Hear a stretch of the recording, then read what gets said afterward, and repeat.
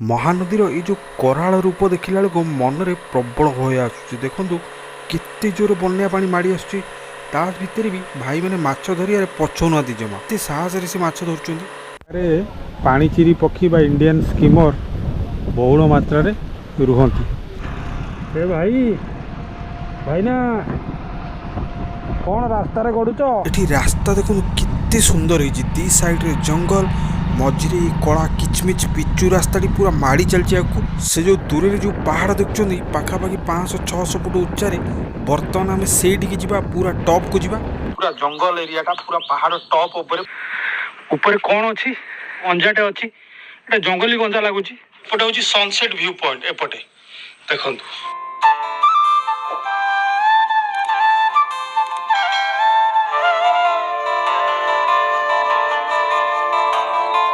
मु गोटे ब्रिज ऊपर छिड़ा है।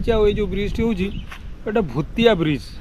ए ब्रिज टोटाल यूज ही होनी। एपटे पूरा घंच जंगल हो जाइए। बोतल फोतल ग्लास फ्लास पड़ी माने ये जानी कौ लोक मानकर बोतल आउ पाउच ग्लास दरकार आउ चाखणा भी पड़ी। पछपट भी देखिए पूरा आमर जो पुरी केनाल उपर ए ब्रिज टी छिड़ा यूँ आज आम एमती एक जगह जावा जोटा आम राजधानी पाखापाखि 20 ରୁ 25 किलोमीटर गले पड़े। आउ बहुत फेमस जगह ऐतिहासिक जगह लोके कहती शुणा मिले दिन थिला से जगह इंग्रेज मानकर गोला बारूद से स्टॉक कर रखुले। आ से जगहटी भी गोटे पूरा घंच जंगल मझिरे आपण मैंने शुणी मेघा जंगल। से मेघा जंगल रो पूरा मझिरे गोटे पहाड़ अच्छी। आ पूरा पहाड़ टॉप रे अच्छी माने पाखापाखि 400-500 फुट आमको चढ़िले जाकि आम से पहुँचा।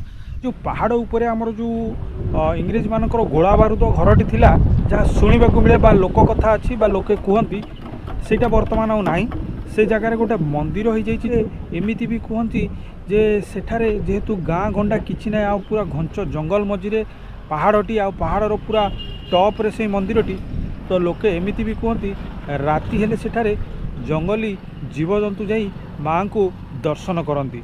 तो ये अनेक किछि विश्वास अविश्वास आ अंधविश्वासर कहानी बा कथा से जगह शुणा मिले।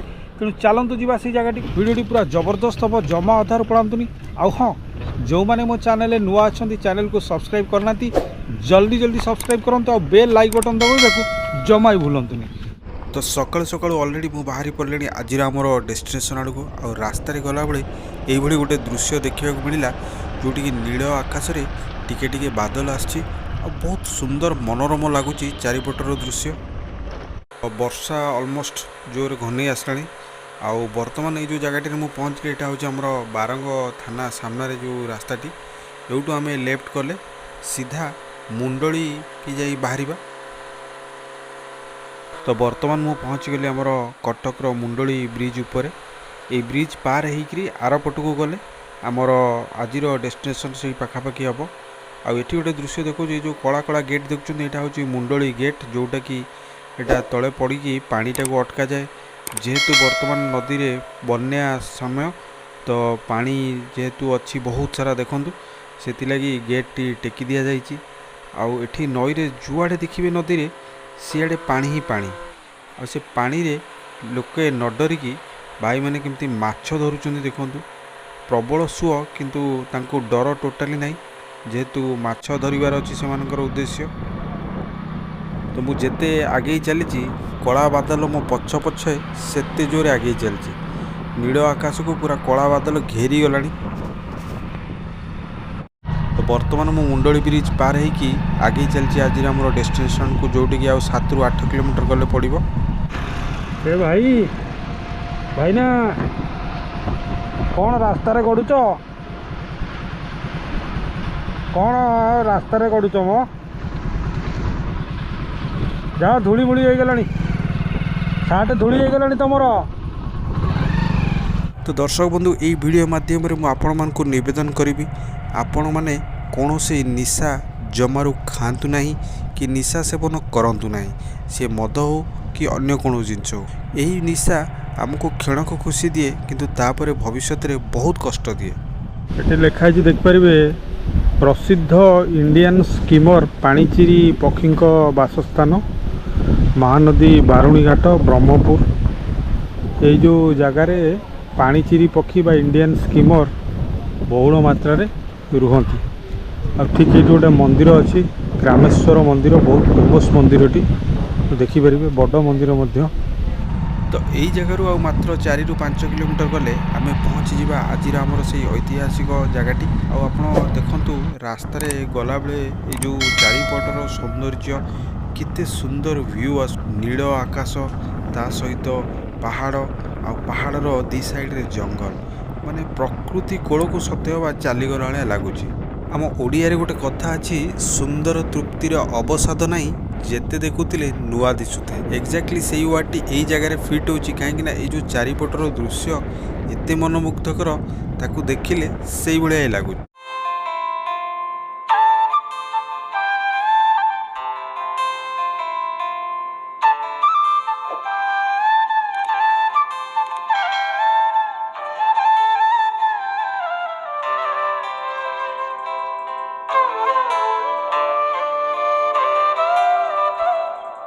ଦେଖନ୍ତୁ ଦର୍ଶକ ବନ୍ଧୁ, ଏଠି ଲେଖା ହେଇଛି ମା ଚମ୍ପାଦେଇ ପୀଠ। ଏଟା ପାହାଡ଼ ଉପରକୁ ରାସ୍ତା ଅଛି, ଆମେ ଉପରକୁ ଯିବା, ଗୋଟେ ଗେଟ୍ ଅଛି। ଆଉ ଏପଟେ ଦେଖନ୍ତୁ କେତେ ବହୁତ ବଡ଼ ଜଙ୍ଗଲ ଅଛି। ଆଉ ଏଠି ଗୋଟେ କଳା ଘୋଡ଼ା, ଧଳା ଘୋଡ଼ାଟେ ଅଛି।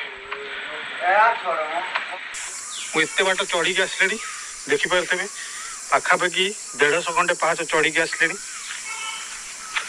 ଆହୁରି ଉପରକୁ ଯିବାର ଅଛି, ପୁରା ଟପକୁ। ପାହାଚ ଗୁଡ଼ା ଏଇ ଟାଇପ୍ର ହେଇଛି, ଉପରକୁ ଆମକୁ ଚଢ଼ିବାର ଅଛି। ଦେଖନ୍ତୁ ପୁରା ମାନେ ପ୍ରକୃତିର ଯେମିତି କୋଳରେ ଏଇଟା ଥିଲା ଭଳିଆ ଜାଗାଟା ଲାଗୁଛି। ଆଉ ଅଳ୍ପ ବାଟ ଆମକୁ ଯିବାର ଅଛି। ମାନେ ଦେଖିପାରିବେ ଏଠି ଆଉ ପାହାଚ ନାହିଁ, ପୁରା ଡାଇରେକ୍ଟ ପଥର ଭଳିଆ ହେଇଛି। ଆଉ ତୀଖ ବି ଅଛି, ଚଢ଼ିବାରେ ଟିକେ ଅସୁବିଧା ହେଉଛି, କଷ୍ଟ ଲାଗୁଛି, କିନ୍ତୁ ମନରେ ଉତ୍କଣ୍ଠା ଅଛି, କାହିଁକିନା ଉପରକୁ ଯାଇ ଦେଖିବାର ଅଛି କ'ଣ ଅଛି ସବୁ ଉପରେ। ଦର୍ଶକ ବନ୍ଧୁ, ମୁଁ କହିବି ଜାଗାଟି ତ ବହୁତ ସୁନ୍ଦର ହେଇଛି, କିନ୍ତୁ ଏଇ ଜାଗାଟିକୁ ଠିକ୍ ସେ ମେଣ୍ଟେନ୍ କରାହେଇନି। ମାନେ କିଛି କିଛି ଜାଗାରେ ମାନେ ବହୁତ ବଣ ଭଳିଆ ହେଇଯାଇଛି। ଯେହେତୁ ମୁଁ ଏଇ ଜାଗାରେ ଏକା ଅଛି, ମନରେ ଟିକେ ଭୟ ମଧ୍ୟ ହେଉଛି। ଆଉ ଏଠାକୁ ଦର୍ଶକ ବା ପର୍ଯ୍ୟଟକ ନ ଆସିବାର କାରଣ ହେଉଛି ଏଇ ଜାଗାଟିକୁ ମେଣ୍ଟେନ୍ କରାହେଉନି। ଦେଖନ୍ତୁ ଏଠି ଚେୟାର ପଡ଼ିଛି, ଗୋଟେ ଚେୟାର ଉପରେ ଘଞ୍ଚ ଜଙ୍ଗଲ ବା ଗଛ ଗୁଡ଼ାକ, ବଣୁଆ ଗଛ ମାଡ଼ି ଆସିଲାଣି। ଯଦି ଏଇଟାକୁ ଟିକେ ମେଣ୍ଟେନ୍ କରାହେବ, ନିଶ୍ଚିନ୍ତ ଏଠାକୁ ପର୍ଯ୍ୟଟକ ଆସିବେ, କାହିଁକିନା ରାଜଧାନୀରୁ ବହୁତ ପାଖରେ ଅଛି, ଆଉ ବହୁତ ସୁନ୍ଦର ଜାଗାଟି ମଧ୍ୟ। ଆଉ ଆପଣମାନଙ୍କୁ ଯଦି ଯେତେ ପାରୁଛନ୍ତି ଭିଡ଼ିଓଟିକୁ ଟିକେ ଜଲ୍ଦି ଜଲ୍ଦି ସବସ୍କ୍ରାଇବ୍, ଲାଇକ୍ ଫାଇକ୍ କରିକି ଆପଣମାନେ ଯେତେ ପାରୁଛନ୍ତି ସେୟାର କରନ୍ତୁ, ସୋ ଦ୍ୟାଟ୍ କିଛି ନା କିଛି ଆମର ସରକାରଙ୍କ ପାଖରେ ପହଞ୍ଚିବ। ପହଞ୍ଚିଲେ ଟିକେ ଡେଭଲପ୍ ହେଇପାରିବ ମୋତେ ଲାଗୁଛି, କାହିଁକିନା ବହୁତ ସୁନ୍ଦର ଜାଗା କିନ୍ତୁ ଡେଭଲପ୍ ହେଉନି। ଏଠି ପିଣ୍ଡି ଗୁଡ଼ା ଅଛି ଆମର ପିକନିକ୍ ଟାଇମ୍ରେ ପିକନିକ୍ କରିବାକୁ। ଏଠି ଦେଖନ୍ତୁ ଗୋଟେ ସାହାଡ଼ା ଯେଉଁ ଗଛ, ସେ ଗଛ ମୂଳରେ ଗୋଟେ ହେଇଛି ସିଟ୍ ଲୋକମାନେ ବସିବା ଲାଗି, କିନ୍ତୁ ଠିକ୍ ସେ ମେଣ୍ଟେନ୍ କରାହେଉନି ବୋଲି ଆସ୍ତେ ଆସ୍ତେ ଖରାପ ହେଇଗଲାଣି। ତ ବର୍ତ୍ତମାନ ମୋ ସାମ୍ନାରେ ଯେଉଁ ଦୃଶ୍ୟଟି ଦେଖୁଛନ୍ତି, ସେ ଯେଉଁ ଉଚ୍ଚା ପାହାଡ଼ ବା ପଥର ଉପରେ ଗୋଟେ ଘର ହେଇଛି, ସେଇଟା ହେଉଛି ଆଜିର ଆମର ଡେଷ୍ଟିନେସନ୍। ଦିନ ଥିଲା ଲୋକେ କୁହନ୍ତି ଇଂରେଜମାନଙ୍କର ଯେଉଁ ଗୋଳା ବାରୁଦ ଏଇ ଜାଗାରେ ଷ୍ଟକ୍ ରହୁଥିଲା, କାରଣ ଏଇ ଜାଗାଟି ବହୁତ ଉଚ୍ଚାରେ, ଆଉ ଏଇ ଜାଗାରେ ଗୋଳା ବାରୁଦ ରଖିଲେ ଇଂରେଜମାନେ ଚାରିଆଡ଼କୁ ଆକ୍ସେସ୍ କରିକି ୟୁଜ୍ କରିପାରୁଥିଲେ। ଏଇ ଯେଉଁ ପୁରୁଣା ପଥର ଦେଖୁଛନ୍ତି, ଏକ୍ଜାକ୍ଟଲି ଏଇଠି ସେ ଘର ଥିଲା। କ୍ରମଶଃ ପୁରୁଣା ହେଇକିରି ସେଇଟା ଭାଙ୍ଗିଗଲା ପରେ ୟା ଉପରେ ଗୋଟେ ମନ୍ଦିର ବର୍ତ୍ତମାନ ବନା ହେଇଯାଇଛି, ଯେଉଁ ମନ୍ଦିରଟିରେ ମା ଚମ୍ପାଦେଇ ପୂଜା ପାଉଛନ୍ତି। ଏଟାକୁ ବର୍ତ୍ତମାନ ମା ଚମ୍ପାଦେଇଙ୍କ ପୀଠରେ ନାମିତ ମଧ୍ୟ କରାଯାଇଛି। ଯେହେତୁ ବର୍ତ୍ତମାନ ଖରାବେଳ ହୋଇଗଲାଣି, ତ ମନ୍ଦିରଟି ପହଡ଼ ପଡ଼ିଯାଇଛି, ତ ସେଥିଲାଗି ମୁଁ ଆପଣଙ୍କୁ ମାଙ୍କ ଦର୍ଶନ କରାଇ ପାରୁନାହିଁ। ମନ୍ଦିରଟି ବହୁତ ଛୋଟ ଅଛି, ହେଲେ ବି କାରୁକାର୍ଯ୍ୟରେ ସମ୍ପୂର୍ଣ୍ଣ ଅଛି। ଆଉ ଏ ସାଇଡ଼୍କି ଆସିଗଲା ପରେ ଆପଣ ଦେଖିପାରିବେ ଏଇଟା ଏଇ ଏରିଆର, ମାନେ ଏଇ ଯେଉଁ ଜଙ୍ଗଲ ରହୁଛି, ଏଇ ଜଙ୍ଗଲ ଭିତରର ଏଇ ଯେଉଁ ପାହାଡ଼ ଅନେକ ସାରା ରହିଛି, ତା ଭିତରର ଏଇଟା ସବୁଠୁ ଟପ୍ ଜାଗା। ଆଉ ଏଇ ଜାଗାରୁ ଇଂରେଜମାନେ ହିଁ ସେମାନଙ୍କର ଗୋଳା ବାରୁଦକୁ ଆକ୍ସେସ୍ କରୁଥିଲେ, ଯେଉଁଟାକି ଆଗରୁ ଲୋକ କୁହନ୍ତି, ଏବେ ମଧ୍ୟ କହୁଛନ୍ତି। ଆଉ ତାର କିଛି ପ୍ରମାଣ ମଧ୍ୟ ରହିଛି, କାହିଁକିନା ସେ ଯେଉଁ ପଥର ଘର ଉପରେ ଏଇ ମନ୍ଦିରଟି ହେଇଛି, ଏଇଟା ବହୁତ ପୁରାତନ।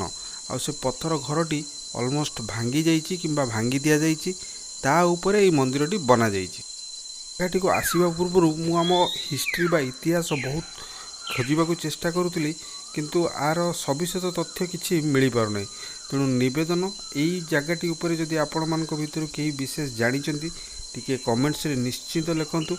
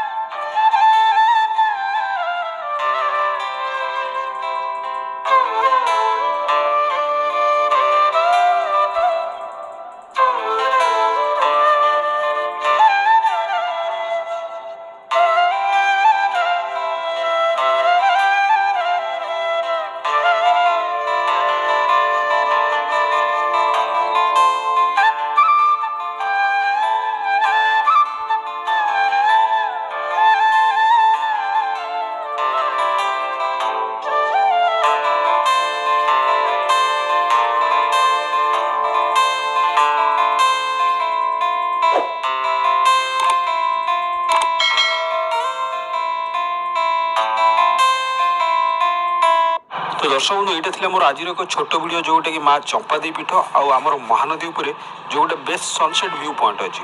वीडियो भल लगी चैनल को जल्दी जल्दी सब्सक्राइब करदे, बेल लाइक बटन दबाइबा जमा भूलें। पुणी देखा मोर आउ एक वीडियो से नमस्कार, जय जगन्नाथ।